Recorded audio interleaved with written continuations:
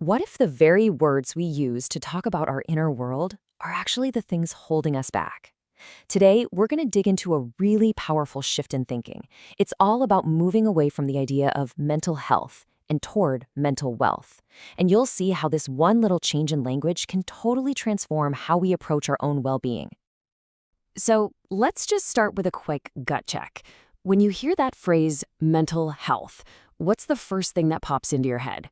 Seriously, take a second. What does it feel like?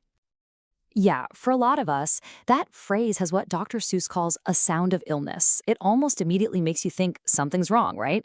It puts us in this box of being either sick or not sick. It basically programs us to go looking for problems. Okay, now let's flip that completely. Try this one on. Mental wealth. How does that one land? It feels different, doesn't it? Right away, it sounds like an asset. It sounds like something you can invest in, something you can grow. And that's the powerful shift we're exploring.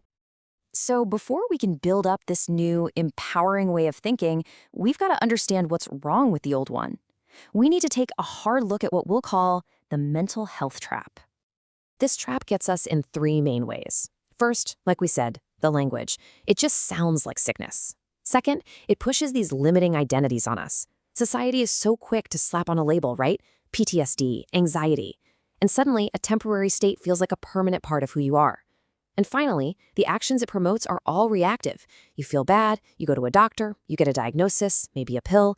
That whole cycle can strip away our own power to heal ourselves. And what's the result of being caught in this trap? Well, Dr. Seuss puts it this way.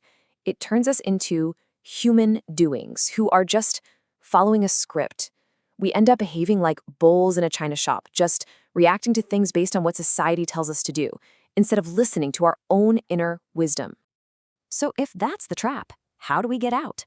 What's the alternative? Well, this brings us to a whole new way of looking at things. It's time to talk about mental wealth. So what is mental wealth? At its heart, it's not just about not being sick. It's a real, tangible asset. The best way to think about it is like financial wealth. When you invest in it, it grows. And the returns you get are amazing things like resilience, creativity, and just better performance in everything you do.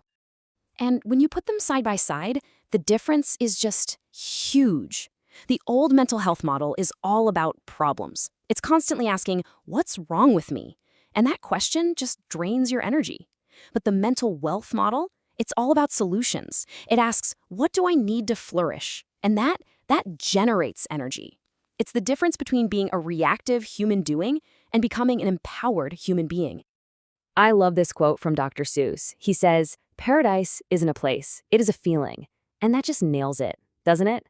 It's a beautiful reminder that mental wealth is something we build inside ourselves. It's not some destination we're trying to get to. Okay, so this all sounds great in theory, but how do we actually build it? How do we make this real? Let's get super practical and break down the 3 actionable principles for growing your own mental wealth. It really comes down to these 3 pillars. Number 1, work on you. Number 2, energy is everything. And number 3, awareness is the key. Let's dig into each one.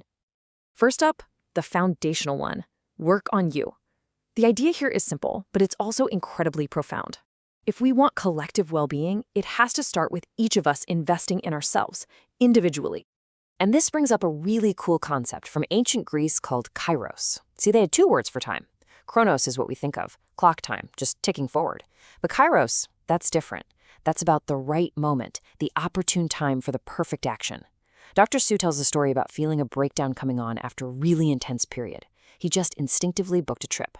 Now, that wasn't him running away. That was him seizing a kairos moment to proactively invest in his own mental wealth before things got bad. If you want a picture of what happens when we don't work on ourselves, think about this. Imagine your mind is a bucket, and every single pressure, a deadline at work, a family issue, a bill, is a ball you're throwing in. You just keep adding balls, and eventually, what happens? The bucket overflows. Your mind and your body just shut down.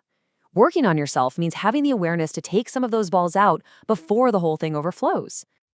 This leads us perfectly into our second principle. Energy is everything. This is about seeing energy as the invisible but absolutely most important currency that flows through our lives and our interactions with other people. Dr. Sue tells this incredible story. He gets to his hotel super late, totally exhausted and stressed. And the receptionist, a woman named Branka, didn't just slide a key across the counter. She really saw him. She sat him down and just gave him her time and her full attention, a simple act of humanity. She didn't do what he calls the transference of pressure. No, she did the opposite. She generated wealth in that moment.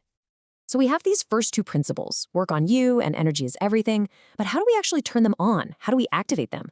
Well, that's where our final pillar comes in. Awareness is the key.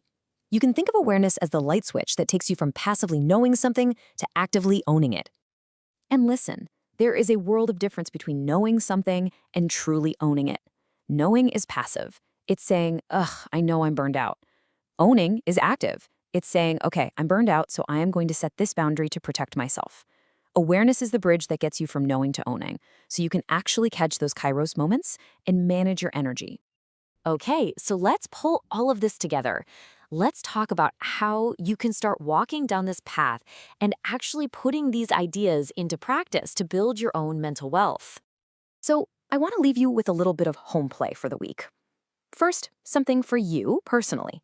Just ask yourself this question: what am I doing to cleanse my mental wealth space? And second, something for all of us together.